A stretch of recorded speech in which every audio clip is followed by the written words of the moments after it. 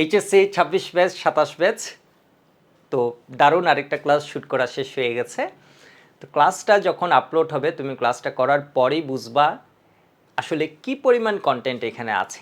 কেমিস্ট্রির একটা চ্যাপ্টার, কেমিস্ট্রির চ্যাপ্টার হচ্ছে 5টা করে, ফিজিক্স ফার্স্ট পেপারে 5টা, সেকেন্ড পেপারে 5টা, কিন্তু এখানে একটা চ্যাপ্টারে তোমার দেখবো হচ্ছে অন্য সাবজেক্টের অনেক ক্ষেত্রে 2টা চ্যাপ্টারের সমান পড়া আছে, কোনো ক্ষেত্রে এর চেয়েও বেশি।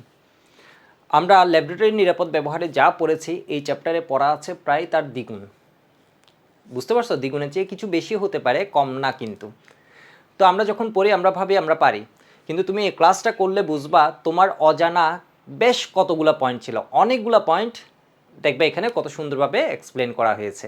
তো এই ক্লাসগুলো তোমাদের জন্য এমনভাবে নেওয়া হচ্ছে, এইচএসসি 26 ব্যাচ তোমাদের সামনে এক্সাম আছে, তোমরা যাতে এক্সাম দিয়ে এসে আমাদের ক্লাসের রিভিউ দিতে পারো।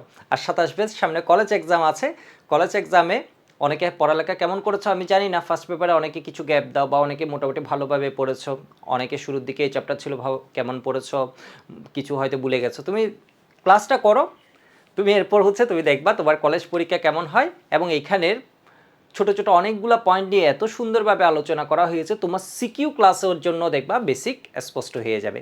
তো এই ক্লাসগুলো একদম গেম চেঞ্জিং হবে তোমার জন্য।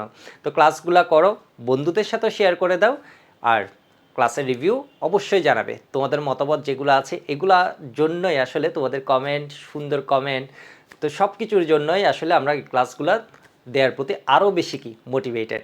তো আমাদের ফার্স্ট ক্লাস গেছে ল্যাবরেটরি নিরাপদ ব্যবহার, সেকেন্ড ক্লাস গুণগত রসায়ন যাবে, এরপরের ক্লাস মৌলের পর্যাবৃত্ত ধর্ম, এরপর তোমাদের ম্যাক্সিমামের ডিমান্ড যেহেতু অর্থনৈতিক রসায়ন, তো আমরা অর্থনৈতিক রসায়নটা দিয়ে দিব। এরপর হয়তো কর্মমুখী রসায়ন অথবা জৈব রসায়ন। তো ক্লাসটা সবাই করে নিবা, আজকে সন্ধ্যে 7:30টায় কেমশিফি ইউটিউব চ্যানেলে আপলোড হয়ে যাবে।